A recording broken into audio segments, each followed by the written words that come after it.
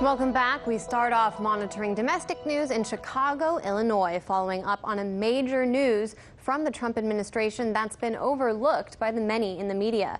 The Justice Department announced on Friday that it will intervene in the state in order to kill a plan designed to reform Chicago's police force. Attorney General Jeff Sessions said in a statement released on the Justice Department website, quote, "There is a misinterpretation that police are the problem and that their failures, their lack of training, and their abuses create crime. But the truth is the police are the solution to crime and criminals are the problem." DOJ informed a federal judge that it is seeking to halt an agreement announced in July of this year reached between the state of Illinois and the city of Chicago. The deal placed Chicago's 12,000-strong police force under federal court supervision after it was found the department routinely violated people's rights. The new terms would require officers issue a verbal warning before using any force, provide life-saving aid if force is used, and that authorities file paperwork anytime they point their weapon, even if it isn't fired. It also necessitates Chicago release a monthly report documenting use of force incidents and establishes a 180-day deadline on investigations conducted by the Civilian Office of Police Accountability and the department's Internal Affairs Bureau. As we reported here on In Question last week, President Trump recently spoke about Chicago during a speech at the International Association of Chiefs of Police. And I have directed the Attorney General's office to immediately go to the great city of Chicago to help straighten out the terrible shooting wave. I want to straighten it out fast. There's no reason for what's going on there.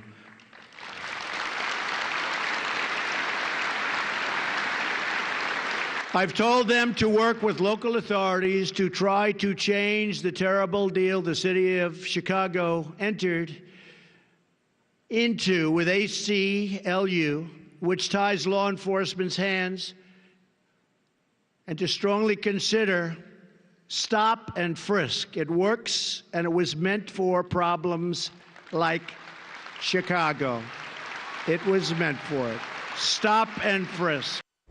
With Chicago in question, I spoke earlier today with Dr. Gerald Horne. He's a professor of history at the University of Houston. I started by asking for his reaction to this news. It's a dark day in the United States of America. When Mr. Trump speaks of bringing back stop and frisk, that is to say, giving the police authorities the right to stop disproportionately and overwhelmingly young Black and Latino men, even without reasonable suspicion that they've committed some sort of criminal offense, he's basically saying there's going to be open season. And we know what that's led to. That has led to a spate of police killings, most notoriously in the city of Chicago itself, where Laquan McDonald, a teenage Black youth, was shot 16 times by an officer who was recently convicted for that ghastly criminal offense. I'm afraid to say there are probably going to be more Laquan McDonalds on the horizon if Mr. Trump's admonition is taken seriously. And Attorney General Jeff Sessions says police are the solution to crime. What do you think the government could also consider if it was serious about addressing the issue of violent crime rates in Chicago? What do you think some of the roots of that problem are? Well, it's obvious that economic inequality is a cesspool that helps to create crime. There would need to be a massive jobs program. There would need to be a follow-up on Mr. Trump's campaign promise to have infrastructure building in cities like Chicago, such as newer airports, newer highways, improved subway systems as well. We obviously need community control of the police, that is to say, giving civilian communities much more of a say in how these police departments are run. Obviously, we need better training with regard to police as well, something Mr. Trump and Jeff Sessions have ruled out categorically. And today also happens to be the 52nd anniversary of the founding of the Black Panther Party in Oakland, California.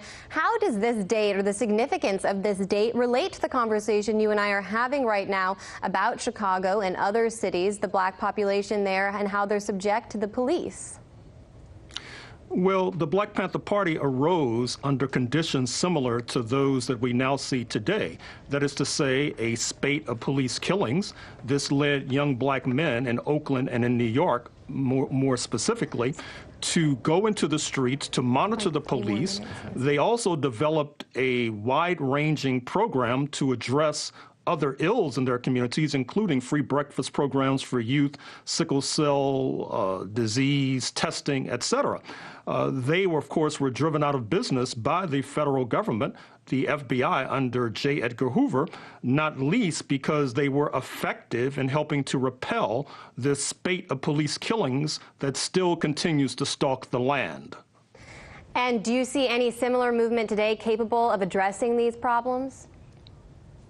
Well, as you well know, the Black Lives Matter movement has arisen in recent years in response to this wave of police killings, the killings of Trayvon Martin in Florida, Philando Castile in Minnesota, etc. And certainly they have made a dent in this spate of police killings. They have sought to internationalize this question, taking their claims to the United Nations Human Rights Council in Geneva.